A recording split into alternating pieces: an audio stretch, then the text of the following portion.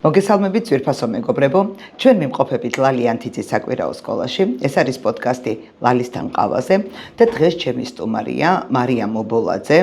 მარიამი არის ჩემი სტუდენტი და ჩემმა მაყურებელმა ყველა მიცის, რომ ჩემთვის ყველაზე საყვარელი ამბავი და ყველაზე გულის ამაჩუყებელი ყოველთვის ისაა, როცა ჩემს ყოფილს მოსწავლეს, ჩემ ყოფილ სტუდენტს მოვიწვევ ხოლმე რესპონდენტად და ველოდები მათგან დიად საქმეებს და ერთ-ერთი ძალიან საინტერესო ამბავის შესახებ მოვიწვიე დღეს მარიამი.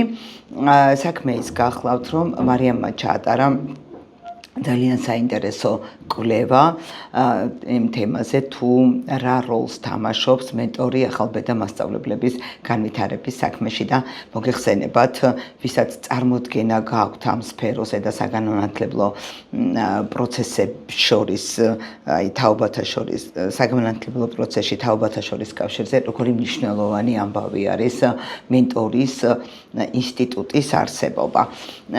და აღმოჩნდა, რომ საინტერესო მიგნებები ქონდა, მარიამ კვლევაც ჩაატარა ამ თემის გარშემო და მე მინდა რომ ამ საკითხებზე ვისაუბროთ. ძალიან ესეთი ფართო სპექტრით შეიძლება იყოს მენტორის როლი და მნიშვნელობა წარმოდგენილი.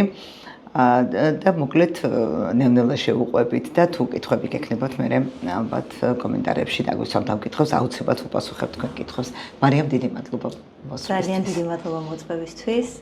და ძალიან მიხარია, რომ ვეხებით ისეთ თემას, რომელიც მართლა პრობლემატურია, არა მარტო საქართველოში რეალურად. თუ კი გადავავლებთ თვალს ისტორიას და ზოგადად მსოფლიოს, რეალურად ძალიან დიდი პრობლემის წინაშე დგას ეს თავად მენტორობა. მოდი დავიწყოთ რით იცი ეტიმოლოგიით და ზოგადად რას ნიშნავს მენტორი, ხო? ყველაფერი უნდა დავიწყოთ რა თქმა უნდა ეტიმოლოგიით, მაგრამ პრობლემა იმაში მდგომარეობს, რომ ზუსტი ეტიმოლოგია არ არსებობს. და ამიტომაც შემოვიფარგლებით მხოლოდ აღწერით. ანუ რას მოიცავს ეს თავად მენტორობა, ეს პროცესი. და როგორც გვეუბნება, ესე ვთქვათ, 1970-იანი წლებიდან არის ეს განმარტება, ესე ვთქვათ, ეს არის ფორმალური პროცესიო, როდესაც გამოცდილი პედაგოგი ახალბედა ან ნაკლებად გამოცდილ პედაგოგს, ასე ვთქვათ, ფასილიტატორის როლს ასრულებს და ეხმარება პროფესიულ განვითარებაში. და არა მარტო პროფესიულ განვითარებაში, იდენტობის ჩამოყალიბებაში, უზიარებს თავის გამოცდილებას. და არა მხოლოდ უზიარებს გამოცდილებას, არამედ პრაქტიკულად მის გვერდით დგას საგაკვეთილო და სასწავლო პროცესში. კი ბატონო. და როდესაც ვსაუბრობთ მენტორობაზე, საკმაოდ ფართო სპექტრია. ეს არ არის მხოლოდ ფასილიტაცია, ეს არ არის მხოლოდ, ასე ვთქვათ, მხარდაჭერა და უბრალოდ გაზიარება გამოცდილების, გაცილებით მეტია. თავად ტერმინიც ფართოა, ბერძნულია მენტორობა და აღმზრდელს ნიშნავს. მართალია, რა თქმა უნდა, მენტორობას დღევანდელი გაგებით უბრალოდ აღმზრდელად ვერ აღვიქვამთ, იმიტომ რომ რა არის, იცით, აი ეს მენტორული ტონი, ხო, ნიშნავს, თორსა აი ამ ხედს ზემოდან ქვემოთ ცოტა ნეგატიური ის აქვს, ხო? კონოტაცია აქვს ნეგატიური, ხო? რომ აი არავის არ სიამოვნეს მენტორული ტონით საუბარი, ხო, კონტექსტში რო თქვათ, ანუ ცოტა ნეგატიური ის შინაარსი ურტყამს და რატო ურტყამს? იმიტომ რომ მენტორი არის ადამიანი, რომელიც თავს ვალდებულად ზრდის რომ გასწავლოს. და მუდმივად ამ კონტექსტშიც გამოიყენება ეგ სიტყვა, ხო? რეალურად ის თეორია სწავლებელი. კი, მაგრამ ძალიან საინტერესო რა თეორია უდევს საფუძვლად ამას, რომელიც სულაც აქ არწყლებს იმას, რომ მენტორი არის უბრალოდ ზედამხედველი, ან თუნდაც შემფასებელი. ეს არის შენი უფროსი მეგობარი, რომელიც უბრალოდ გიზიარებს გამოცდილებას და რომელსაც სურს შენი სიკეთე და შენი პროფესიული განვითარება. აი, თუნდაც რო ავიღოთ თეორია სოციალური კონსტრუქტივიზმი, რომელიც გვეუბნება, რომ გამოცდილება, ანუ ცოდნა, ეს არის გამოცდილების ჯამი. ამ შემთხვევაში მენტორი არ განიხილება როგორც, ესე ვთქვათ, მეთვალყურე, ან აი საკნებში, როდესაც არის მეთვალყურები, არა. ეს არის უფროსი მეგობარი, რომელმაც დააგროვა წლების განმავლობაში შესაბამისი ცოდნა და ეხლა ცდილობს, რომ გაგიზიაროს ის. შესაბამისად, გეხმარება არა მარტო, აი, ასე ვთქვათ, გაზოთხვინებს ამ გამოცდილებას, არამედ არის კიდევ მეორე სოციალური თეორია, რომლის მიხედვითაც და რეფლექსია, რომლის მიხედვითაც ის გეხმარება გაიაზრო შენი გამოცდილებაც და მისი გამოცდილებაც.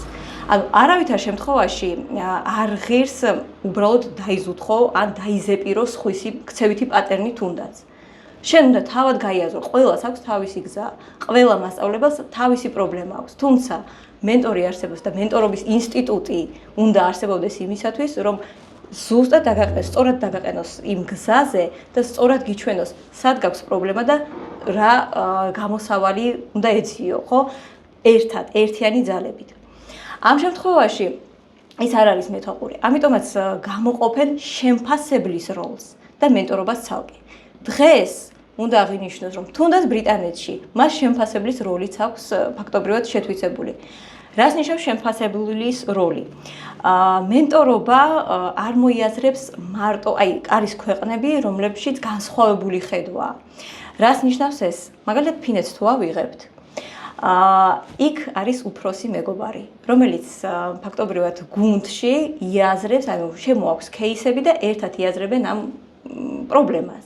ეს кейსები შეიძლება იყოს რაღაც ზოგადი кейსები, ასევე დაფუძნებული იყოს თავიანთ გამოცდილებაზე.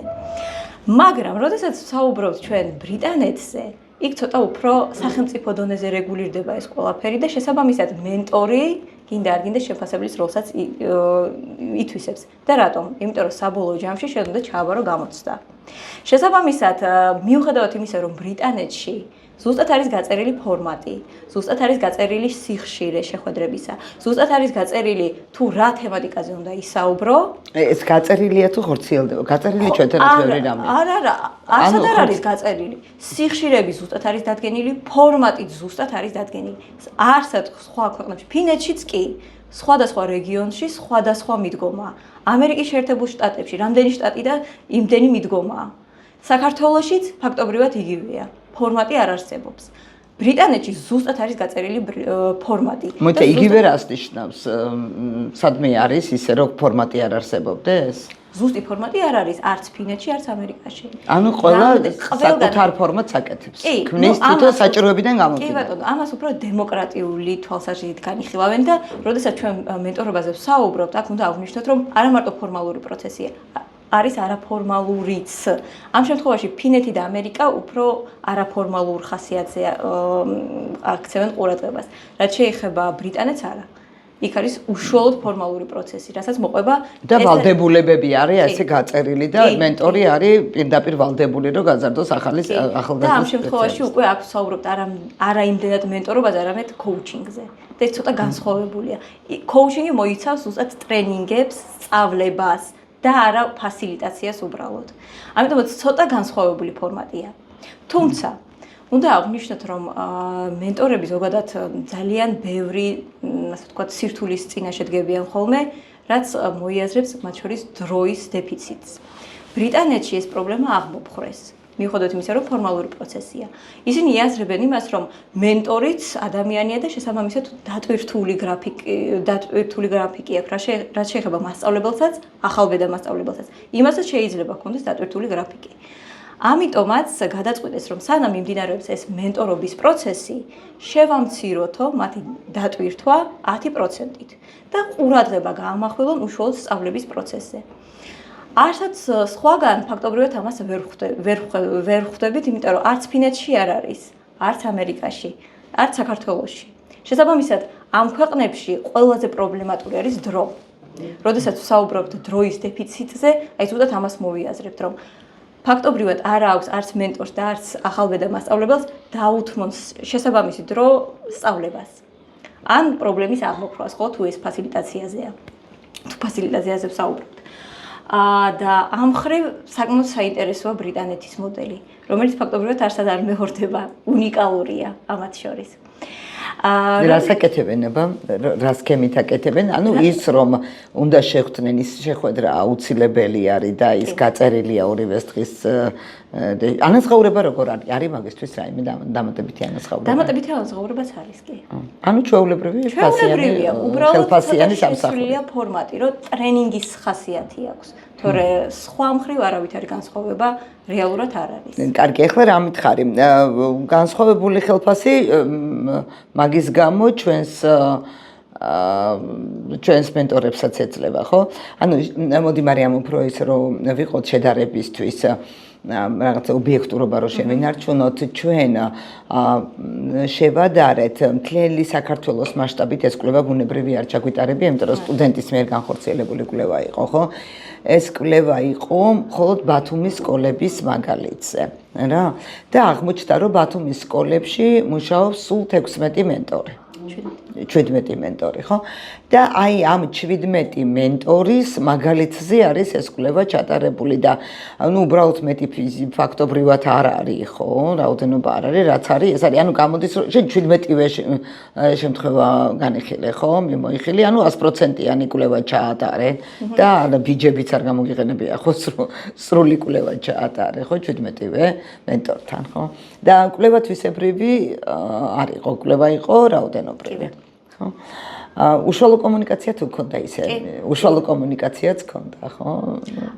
ინტერვიუ ჩავატარეთ იმ ადამიანებთან, რომლებსაც არ ჰქონდათ უშუალო კავშირი ახალბედა მასწავლებლებთან.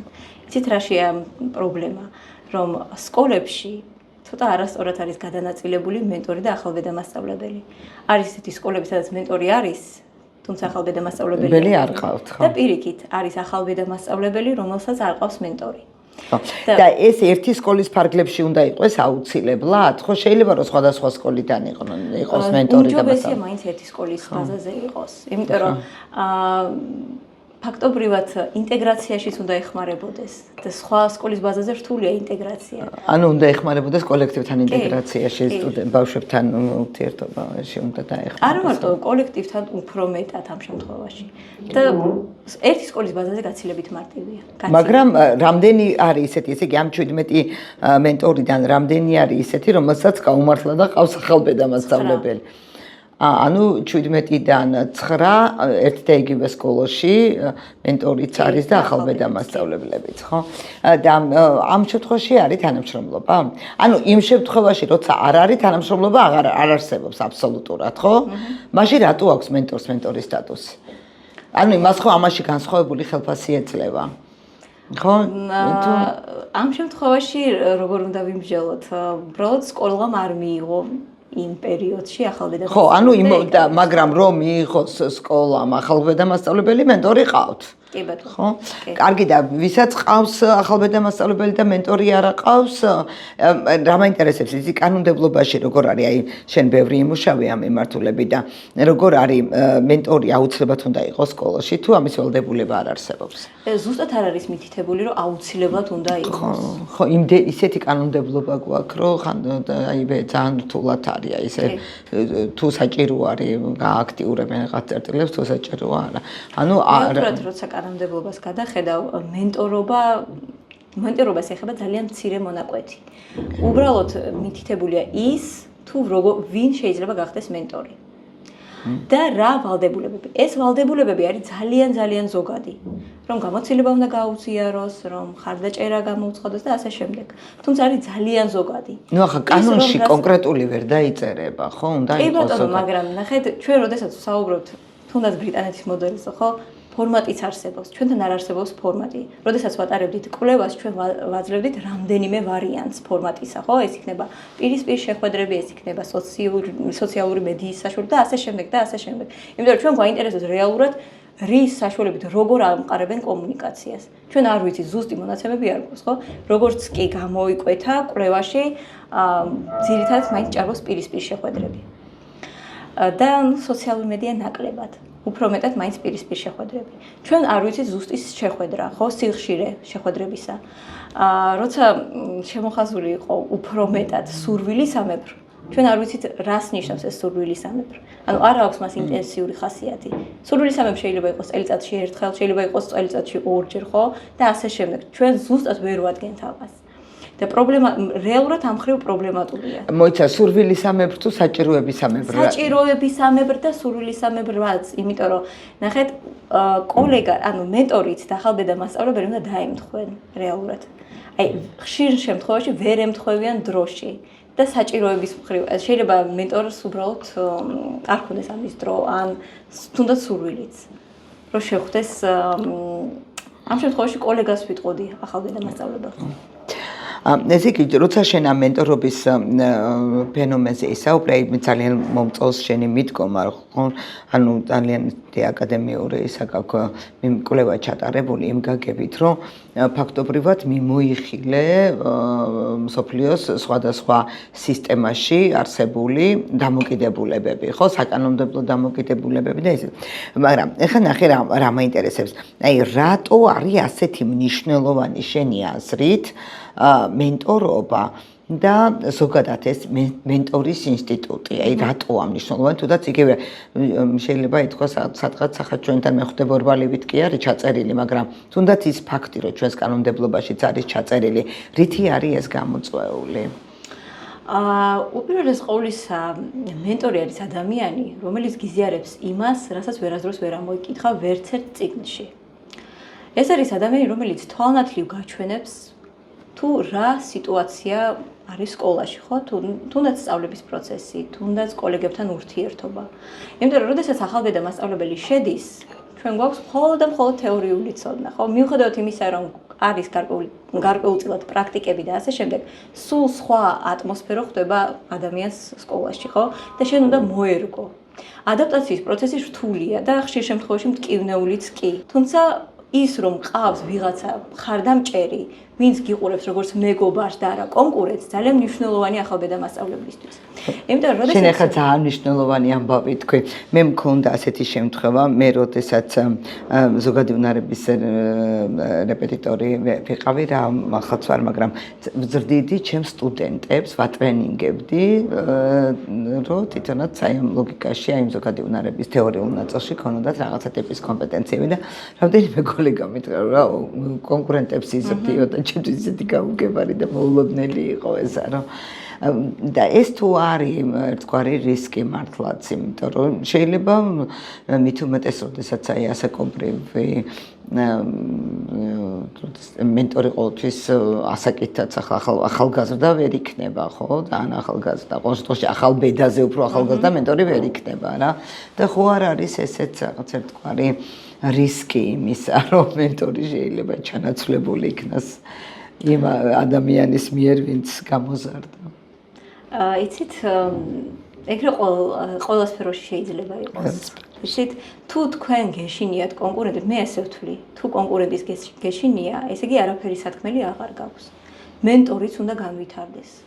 აი, როდესაც უცხოეთის მოდელებზე ვსაუბრობდით და წერდი, ძალიან საინტერესო აქვს მენტორთა მენტორობა. ანუ ის რომ გაქვს სტატუსი, იმას კი არ ნიშნავს, რომ აღარ უნდა განვითარდე.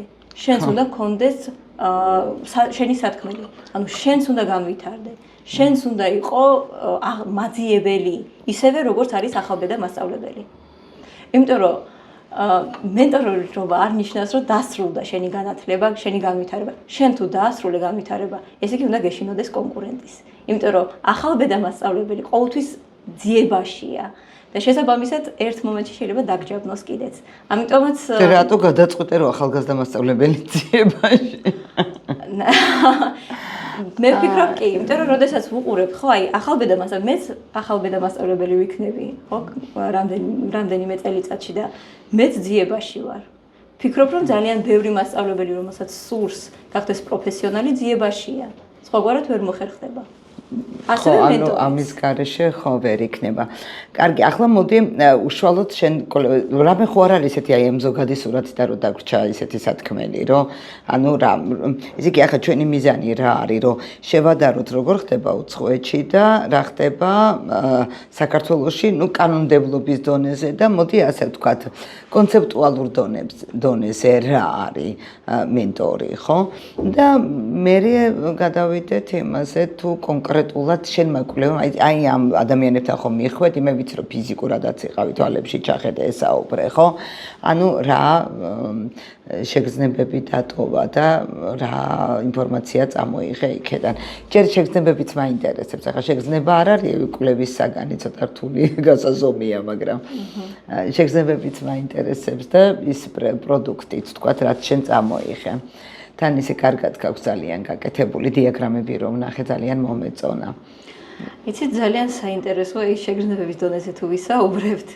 მოსალოდნელი იყო პირადად ჩემთვის, რომ ახალბედა მასწავლებლები უფრო გამოვიდოდნენ კონტაქტზე და თავიანთ ტკივილს უფრო გამიზიარებდნენ. იმიტომ რომ მე მქონდა პირისპირ შეხვედრა და ვფიქრობდი, რომ ეს უფრო საინტერესო იქნებოდა. თუმცა რამდენადაც უცნაური არ იყო, ახალბედა მასწავლებლები კონტაქტზე მაინდა-მაინც არ გამოდიოდნენ. შემოიფარგლებოდნენ ხოლმე 1-2 სიტყვით და თითქოს ამაზე წერტილს სვამდნენ. ძალიან უცნაური იყო ჩემთვის. ძირითადად ისეთი ახალბედა მასწავლებლები იყვნენ, რომლებსაც არ ყავდათ მენტორი და თითქოს არც სჭირდებოდა, ისეთი შეგრძნება მქონდათ, თითქოს ყველაფერი უკვე იციან და თქვენ ის არ იყოს ძიებაში სულაც არ არიან. ყველა მასწავლებელს აქვს ეგ, რა უნდა მასწავლოს ხო? ხო, აი ძალიან სხვათაშორის ეგ ხო ჩემთვის ძალიან უცნაურია, იმიტომ რომ მე მგონია რომ მასწავლებელი თუ მოსწავლედ ყოფნის პროცესს გააჩერებს უკვე იქ მთავრდება ყველაფერი. მე ხანდახან ვიძახი რომ ალბათ დაავადებული ვარ ტრენინგომანით, რომ ისადმე თუ კი რაიმე ისეთ საინტერესო ის გაჭაჭანდება, ყოველთვის ვცდილობ რომ იქ ვიყო. იცი რა მასწავლებელმა არასდროს არ უნდა გააჩეროს მოსწავლის როლში ყოფნის პროცესი. ხო, აი თუნდაც ფორმალურად, თუნდაც რაღაც რამდენიმე საათი, თუნდაც რამდენიმე დღით, ხო, ეს ძალიან მნიშვნელოვანია. იმიტომ რომ შენ უკვე კანით ხვდები სხვამდე, ანუ სხვა ადამიანამდე, ბავშვამდე როგორ უნდა მიიტანო ის სათქმელიან რა წერტილები უნდა გააქტიურო. მასწავლებელმა მარტო ის ხო არ არის, გამრავლების ტაბულა ასწავლო და თარიღები შეასწავლო, ხო? აქ ხო ცოტა სხვა ამბებიც მოდის, ხო? ავტორიტეტი უნდა იყო ბავშვისთვის, უნდა რაღაცა ენერგეტიკული კავშირი უნდა შეიქმნას, რაღაცა პოზიტივი უნდა იყოს, პოზიტივს და ემოციები თუ არ ჩაუფინეს სასწავლო პროცესი ხო ფაქტობრივად ვერ შედგება, ხო?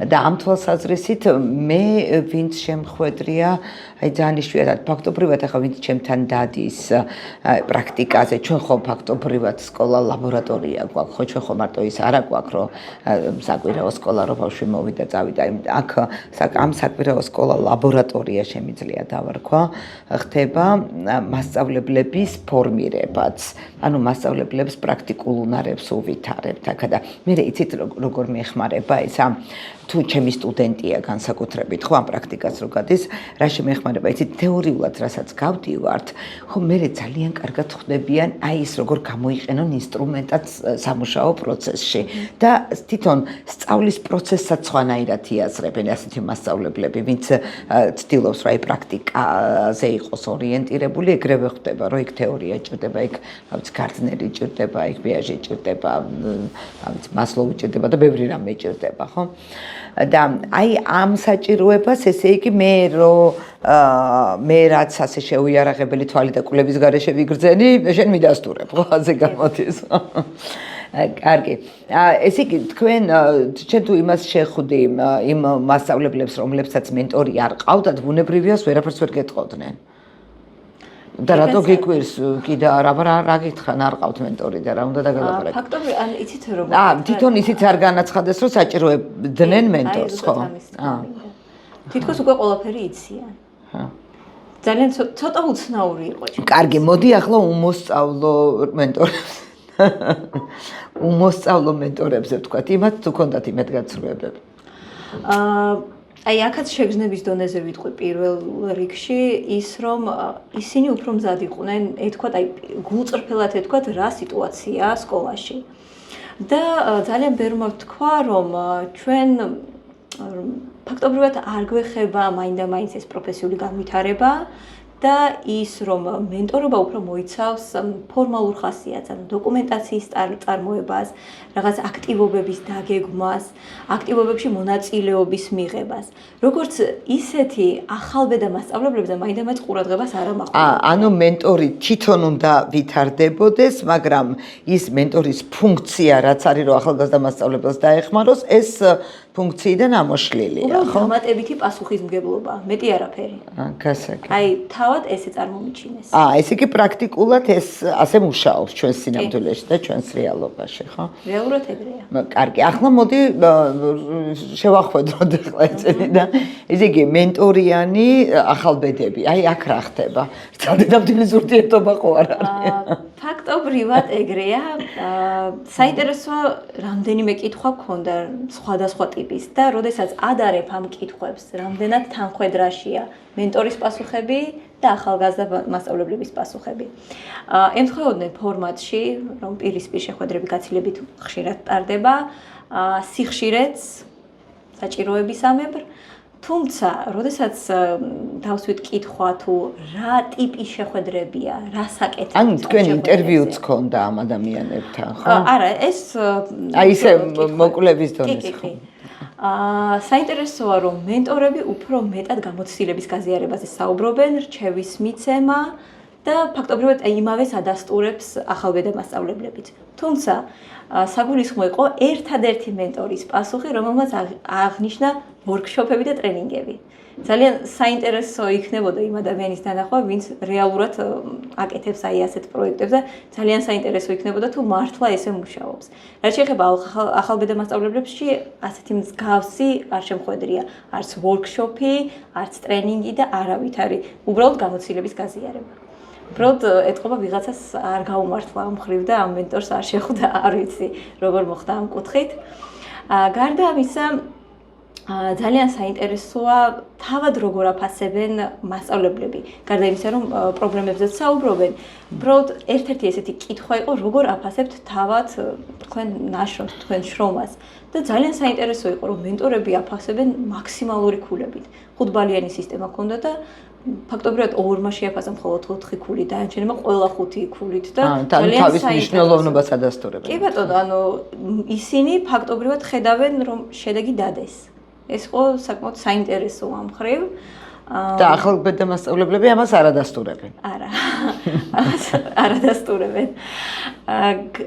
აგრეთვე დაემთხვა ის პრობლემატიკა, რომელზედაც აი სოფლიო დონეზე ვსაუბრობთ, ეს არის დროის ნაკლებობა. ამას უკვე ეს ობიექტური მიზეზია. როგორც მასწავლებლები, ისე მენტორებიც. თუმცა მენტორები ასახელებენ ასეთ მიზეზსაც, რომ ახალბედა მასწავლებლები ზუსტად ვერ ამბობენ თავიანთ საქმეს, ანუ საჭიროებას ვერ გამოთქვამენ. რას გულისხმობენ ამაში? მე ვფიქრობ იმას, რომ შეიძლება საერთოდაც არ უნდათ, რომ თქვან, რომ რაღაცა პრობლემის წინაშე დგანან, ან არ უზიარებენ, ასე ვთქვათ, თავის გულის ტკივილს, თუ რას გულისხმობენ ამ ხრივ, ძალიან საინტერესო იქნებოდა ამაზეც რო გვესაუბრათ. თუმცა არ მოხერხდა. რაც შეეხება ახალბედა მასწავლებლებს, მათთვის დიდი პრობლემა, რომ შეხვედრები ტარდება არაინტენსიურად, არასისტემატიურად. როგორც მოხდება რა, როგორც გამოგივა. თუ დრო გამოგიჩნდა, შეიძლება შევხვდეთ, თუ არა და ესე იგი არ გაგვიმართლა. ცოტა ამ ხრივ ალბათ გული წყდებაც ამ ხრივ ესეთი შეგრძნება დამიტოვა. რომ უკმაყოფილების შეგრძნება ჰქონდათ ახალბედა მასწავლებლებს განსაკუთრებით და არა მენტორებს.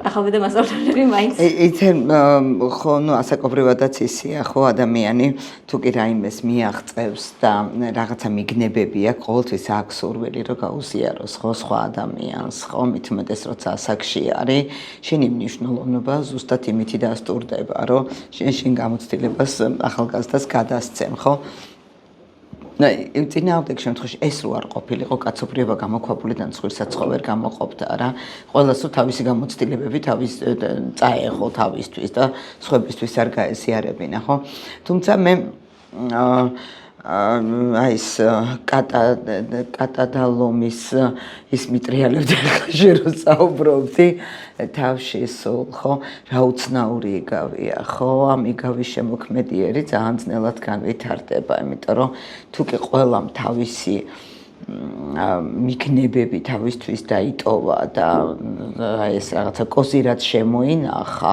ხო იქ ძალიან ძნელი აი მოსწავლეში როცა კონკურენტს ხედავ განვითარება არის ძალიან ძნელი და თან ეს ალბათ ეს მასწავლებლებიც გრძნობენ ხო ახალბედა მასწავლებლებიც ხო რაღაცერად ამ შიშებს შეიძლება და ამის გამოც არის ის დამოკიდებულება რაც არის შენ რაც ახსენი. აი ხა მაგალითად ჩემ საკვირაო სკოლაში ჩემთან ერთად მუშაობს ჩემი სუპირველი მასწავლებელი, ჩემი მანანა მასწავლებელი. და მანანა მასწავლებელი არის რაღაც აი უზარმაზარი მადანი მისი გამოცდილება. აი ვთქვათ შევნიშნეთ რომ ბავშვს უჭირს კითხვა, ბავშვს უჭირს ანგარიში, თქვათ 10-ის ფარგლებში პატარას ვამბობ, თუ ნებოდ დიდიც იყოს, თქვათ იქ პროცენტი უჭირს. ანუ რაღაც აი როგორ გავხადოთ საინტერესო და ბავშვამდე როგორ შეიძლება მივედოთ, იმ წუთაც ყავს მანამაზებული. აი ამ შემთხვევაში რა აი ისეთ კარგ რაღაცა ისეთ წრილმან, ისეთ მნიშვნელოვან და რაღაცა ისეთ რაღაცას გააკეთებს იმ მომენტში, რომ უკვე ბავშვმა 5 წუთში ყველაფერი იცის და ყველაფერს ხდება, ხო? და როცა ასეთ მაგალითს ხედავ თვალზე, ხო? უკვე ჩემი აბიტურიენტი, კერძოდ ჩემი სტუდენტები, ვინც ჩემთან აი ამ ლაბორატორიაში თანამშრომლობენ, ამათმა უკვე იციან, რომ აი გვაქვს საშუალება, რომ თუ რაიმე გვიჭირს, აი რაღაცა ვერ გავაგებინე ბავშვს, რაღაცა ვერ აუხსენი, რაღაც შედეგამდე ვერ მივედი, შედეგზე ვერ გავედი, ვიცით რომ არსებობს ადამიანი, ვინც ამაში დაგეხმარება. ეს ძალიან კარგია, მაგრამ ამისათვის უნდა გქონდეს შენ თვითონ დიაგნოსტიკური სისტემა, ხო? აი შენ აი მენიშნა ძალიან ერთ მომენტში, რომ მართალს ამბობს მენტორი, როცა ამბობს რომ ახალბედა მასწავლებელი იმას ვერ ხვდება, რაში ჭირდება დახმარება, ხო? ხო, ახლა მე ვერ წარმომიდგენია, რომ დაწყებითების მასწავლებელს დღეს, აი თანამედროვე მოცემულობაში არ კონდეს გამოწვევა ის, თუ როგორ ასწავლოს კითხვა ბავშვებს, იმიტომ რომ ძალიან დიდი პრობლემა ცუდი სახელმძღვანელოებიც არის და რაღაც არ ვიცი რა ხდება ამ ბავშვების, ჩვენი ბავშვების თავს, აი ძალიან დიდი პრობლემა არის სწორად და კარგად კითხვა. აი ძალიან დიდ პროცენტში ვისთანაც გადავკვეთილ ვარ, მუდმივად ამ პრობლემას ვაწყდები, ხო? და ახლა აქ როგორ არ გინდა გამოცდილება, რომ აი ადამიანმა აი ასე ვერ ისწავლა, ბავშვი ვერ ახერხებს, თქვათ, ასოების სინთეზს, ხო, რა გავაკეთო ასეთ დროს მასწავლებელმა. როგორ შეიძლება ეს ამოცანად არ დაისახო და ამას სახელი არ დაარქვა, რომ ვერ ვასწავლე სასვე ნიშნებს. ვერავინ ვერ ასწავლის სასვე ნიშნებს, სტუდენტები რომ მოდიან ჩვენთან, არსად წერტილი და მძიმე, არსად დასმული არ არის ნაწერში, ისე მიჭირს, რომ აი შეუძლებელია როგორ უნდა შეაფასო ნაწერი, როცა იქ პუნქტუაცია არ არის, ხო? ხო და ასეთ დროს ალბათ ეს ძალიან მნიშვნელოვანი გარემოებაა, რომ მასწავლებელმა ზუსტად განსაზღვროს თავისი საჭიროებები, ხო? აი ზუსტად ამაზე ვსაუბრობთ, რომ ფაქტობრივად ახალბედა მასწავლებლებმა ყველაფერი იციან. აი ესეთი შეგრძნება დაგჭირ. თქვენის არ იყოს. თუმცა, როდესაც ვიკვლევდი აი თეორიულ საკითხს, ესეთი რამ იყო მოხსენიებული ხარაჯოს მეთოდი, სკაფოლდინგი, რომელიც გეუბნება, რომ მენტორი არ არის ვალდებული მთელი ცხოვრების განმავლობაში გასწავლოს. ის გასწავლის, როგორ მიუდგე პრობლემას და როგორ მოახერხო დამოუკიდებლად გადაჭრა ის. მთელი ცხოვრების განმავლობაში ვერ აკვირდება, ხო? აღმზრდელი. ამიტომ ქვია, რომ ახალბედასთან მუშაობს და არა მასთან, ხო? თუმცა მთელი ცხოვრების განმავლობაში მეუღლეები არ არიან დაახლოებით მენტორი. მენტორი ცხადია რომ ვერ იქნება. კი ბატონო. თუმცა რაღაცა საბუთში გაწყვეტი. თუმცა ახალბედა მასწავლებელმა უნდა განსაზღვროს ეს. ანუ ყველაფერი ცოდნა ვერ იქნები. ეს არის ძალიან ბუნებრივი საკითხი, თუმცა აი ეს დამოკიდებულება რომ ყველაფერი იციან ეს ზუსტად ცოდნის სიდუხჭირეზე მეტყველებს, ხო? ახლა აი ეს ფინური სკოლაში რაც ხდება, რა როგორ აქ ესე მოდელად ეს ფინური სკოლა და ყველას ეს აქვს აღებული ესე ვთქვათ ამათ ნიმუშად, ხო, როგორი უნდა იყოს, იმიტომ რომ ყველა კვლევა მაჩვენა, რომ ერთ-ერთი საუკეთესო სკოლა, თუმცა უნდა ითქვას, რომ თვითონ ლაპარაკობენ უამრავ იმაზე, წინააღმდეგობაზე და ფინელები თვითონ ლაპარაკობენ ძალიან ბევრ პრობლემაზე, რომელიც მათ სკოლაში არის. აბსოლუტურად არ არიან მიცემული თვითკმაყოფილების განცდას, რომ აი ყველაფერი კარგად არის ჩვენთან. უბრალოდ ყველაფერი არის შეფარდებითი და ფინელებმა აჩვენეს, რომ საუკეთესოა. თორე საუკეთესოა იმას არ ნიშნავს, რომ აბსოლუტურად უპრობლემო სისტემა აქვს. მაგრამ ერთ-ერთი მიზეზი საუკეთესოობის, მათი საუკეთესოობის არის ის, რომ ნათელ მასწავლებლები არიან მაგისტრები და PhD, ანუ დოქტორები, დარგის ანუ პროფესიონალები არიან, სპეციალისტები, აი პროფესიონალები და ჩვენ შემთხვევაში ცოტა კითხვის ნიშანს დავსვამდი ამ პროფესიონალიზმს და ფორმალურად, თუმცა ჩვენთანაც ხო მაგისტრი შედის მხოლოდ სკოლაში არა, მაგისტრი, მაგრამ დოქტორი ვერ შედის. მე მქონდა მცდელობა, მაგრამ აღმოჩნდა რაღაცები უნდა მებარები, ანუ დოქტორობა არ იყო საკმარისი, რომ სკოლაში მივსვიყავ კიდე რაღაცის ბარიერები იყო ბიუროკრატიული და მაგის გამო ვერ შევძელი. და იქ არის ასეთი დამოკიდებულება, რომ აი მასწავლებელი არის აბსოლუტურად თავისუფალი იმაში თუ რა უნდა ასწავლოს მოსწავლეს. მან იცის ზოგადად რა შედეგზე უნდა გავიდეს, ბოლოვადი შედეგები იცის. აი მაგალითად, პირობითად ვიძახი, მასწავლებელმა იცის, რომ აი პირველი კლასის ბოლოს მისმა მოსწავლემ უნდა იცოდეს 20-ის ფარგლებში ანგარიში და წერა და კითხვა რაღაცა წუთში უნდა კითხულობდეს, თქვა 25 სიტყვას. პირობითად თქვა, ეს სტანდარტი აქვს. და ის თუ როგორ გავა შედეგს ეს მასწავლებელი და როგორ მივა ამ შედეგამდე, ამას სახელმწიფო მას არ უწესებს ამ სტანდარტებს და ეს ძალიან მნიშვნელოვანი ამბავია ჩემი აზრით.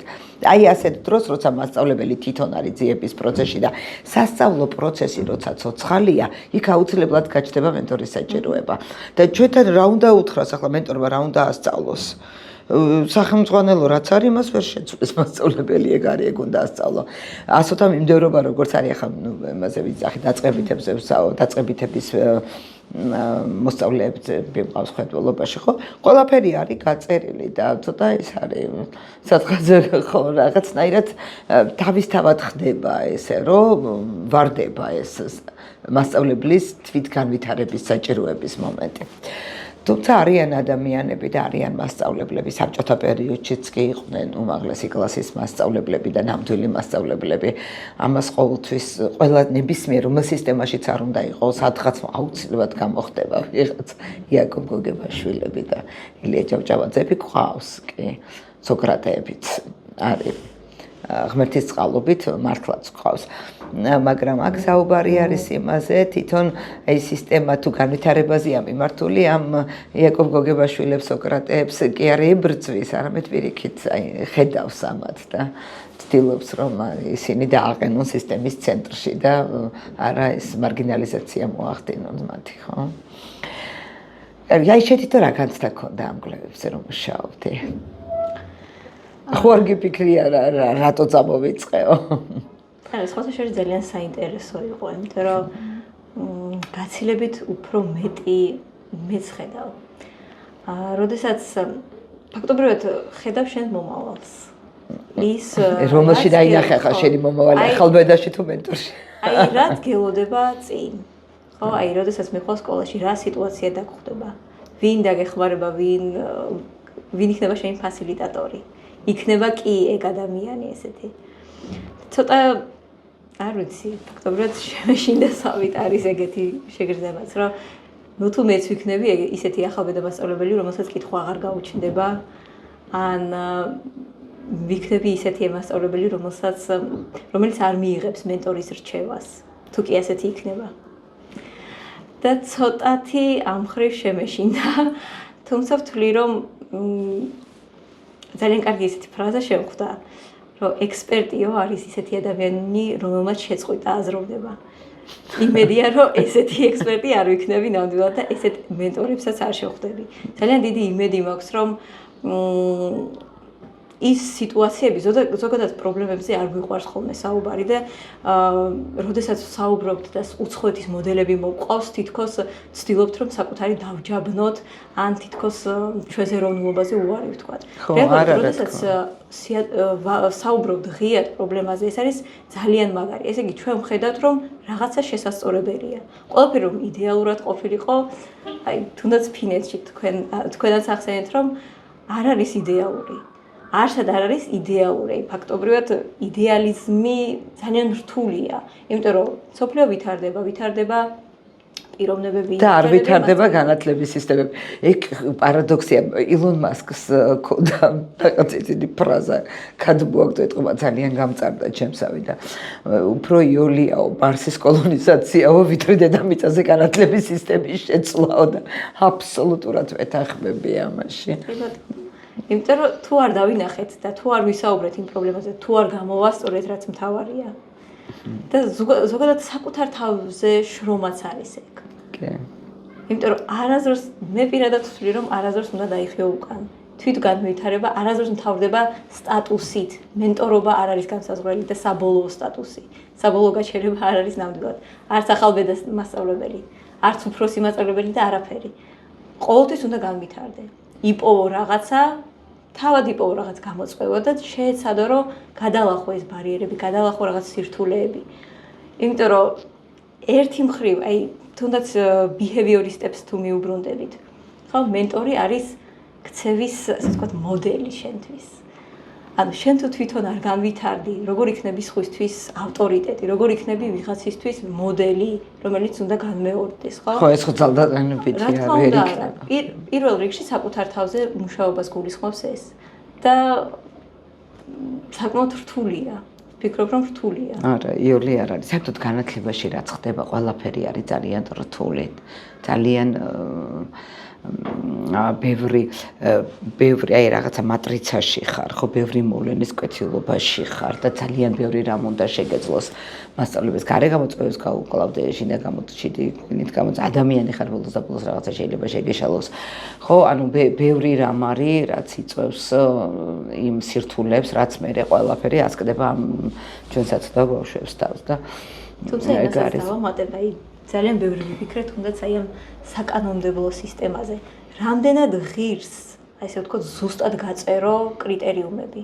თუ მისცე, ესე ვთქვათ, თავისუფალი მოქმედების საშუალება მასწავლებლებს. აი, ცოტა აქ გავიხლი შესავით, იმიტომ რომ თუ კი მაგალითად მასწავლებლებს არ მისცემ საშუალებას განვითარდეს, ხო? და თუ კი ზუსტად გაუწერ იმ კრიტერიუმებს, ვეღარ განვითარდება. და პირიქით თუ კი არავითარი ფორმატი არ აქვს გაწერილი, თუ კი ზუსტად არ იცის რაზე უნდა იმუშაოს, მაშინ რა კრიტერიუმებს უყენებ და რას აიძულებ რომ გააკეთოს. ხო, კი, ძალიან ამბივალენტური ამბავია, ხო. ძალიან საკითხია. თუნდაც აი ეს მოდელებს როცა მაშვები ადარებ ერთმანეთს. რომელია მართალი, რომელია მტყუარი, ძალიან რთულია განსაზღვრება. ამიტომაც არის, რომ ექსპერიმენტები უნდა ჩატარდეს და უნდა მოხდეს კვლევები, რომ რაღაცა კონკრეტულ გადაწყვეტილებამდე მიხვიდე, თუმცა შეიძლება კვლევა მისიც უნდა გიჩვენოს, რომ არაფერი კონკრეტულამდე არ უნდა მიხვიდე და რაღაცა ზოგადი ჩარჩოებში უნდა დატოვო ეს საკითხი, ხო? ამიტომ არის, რომ აუცილებლად უნდა იყოს ცოცხალი. ბევრი რეგულაცია ნიშნავს იმდენ ჩამკეტკლიტებს ამ სისტემაში, ხო? რომ არ გაძლევს გაქანების საშუალებას, ამიტომ ჯობია ნაკლები რეგულაცია ჯობია დამიჯერე. ხო. კი, მაგრამ როდესაც მენტორს არ აქვს ზუსტი წარმოდგენა რა ფორმატით შეიძლება მიმდინარეობდეს, ეგეც არის. იმიტომ რომ სხვა სფეროებში რო თავისუფლება იყოს, აი ესე როგორც მენტორის მსგავსად, რომ სხვა მიმართულებებშიც რო არ იყოს გაწერილი, რომელი წიგნი გამოვიყენო, ეს რო გაწერილი არ იყოს, ხო უფრო კარგ წიგნებს გამოიყენებდნენ მასწავლებლები. როცა მათი ასარჩევიან, მართლაც მათი ასარჩევია, ხო? აი ამ ხრივ გახლეჩილი ვიყავ მეც, რომელიც ჯობს და ამიტომაც არის, რომ აი განათლების ბაში არსებული ნებისმიერი პრობლემაზე, აი ესე დაჟინებით ლაპარაკი და რაღაცა ესეთი იმითი, რომ აი თითქოს ვიღაცა მიაგნო პანაციას და არიქა ყველა პრობლემას მოულის, ეგ არის ძალიან რთული ამბავი და მგონია, რომ პასუხისმგებლიანი ადამიანი მაგას ვერ გააკეთებს, იმიტომ რომ რთულია ზოგადად და არ არსებობს ცალსახად და ერთგვარი პასუხი. მივედით ჩვენს ფინალურ ფაზამდე. ბოლოს ვალისთან ყავაზე რო ხარ მოწვეული, გახსოვს იმედია, ხო? აი, რა არის ყავა შენთვის და როგორ ფიქრობ, არის თუ არა ყავა განათლების სისტემის ერთ-ერთი მამოძრავებელი სტიმული? მასწავლებლები ხო ყავას უსვამენ სამასწავლებლოებში, მიყვარს ანეკაბა. ნუ კომუნიკაციის საშუალება ჩემი აზრით. ყავა ფიქრობ, რომ ძალიან ბევრს აერთიანებს ხოლმე. თუ მწეველებში ეს არის სიგარეტი, ფაქტობრივად არ ამწეველებში ყავა. თუმცა როგორც მე ჩემ შემთხვევაში ნაკლებად მივირთვევ ხოლმე.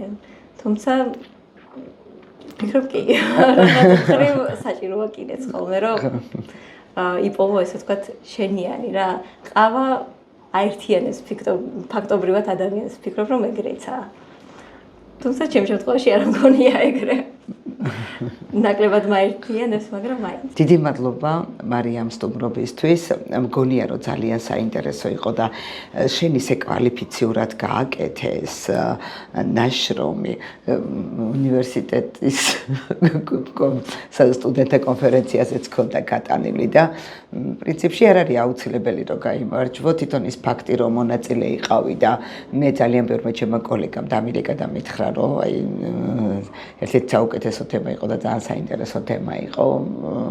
ჩემთვის ეს ესეთი იყო მართალი გითხრა მესიამოვნა და კიდე იმასაც აღვნიშნავ რომ აუცილებლად უნდა აღვნიშნო დასასრულს რომ შენ ხარ ადამიანი რომელმაც ბათუმის უნივერსიტეტს შეუქმნა ძალიან დიდი ბექგრაუნდი იმითი რომ გააკეთა ფილოსოფიის კლუბი, იმიტომ რომ ფილოსოფიის კლუბის არსებობა უნივერსიტეტში მაშინ როცა ამის ინიციატორი არის სტუდენტი და არავინ არ გავალებს და არანაირი ვალდებულებები არ აქვს, ეს არის რაღაცა დონეზე აი ინტელექტუალური დონის მაჩვენებელი, ხო?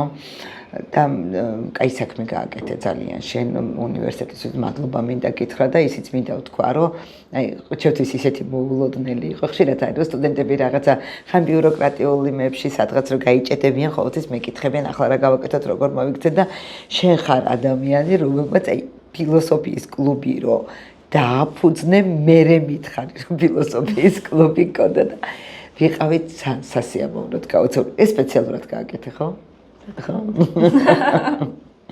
ძალიან დიდი მადლობა იმისთვის რომ ხარ, იმისთვის რომ ასეთი კარგ საქმეებს აკეთებ, შენ ხარ ნიმუში იმისი როგორ შეიძლება თეორია პრაქტიკა ილია ჭავჭავაძე ხო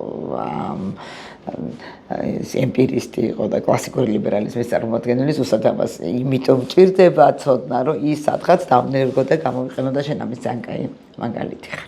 დიდი მადლობა. კიდევ ერთხელ ამ კვლევისთვის დიდი მადლობა სტუმრობისთვის. ჩვენს მაყურებელს დავიმშვიდობები. ეს იყო პოდკასტი ლალისთან ყავაზე. ჩემი სტუმარი იყო მარიამ ობოლაძე, სტუდენტი ბათუმის სახელმწიფო უნივერსიტეტის ფილოსოფიის კლუბის დამფუძნებელი.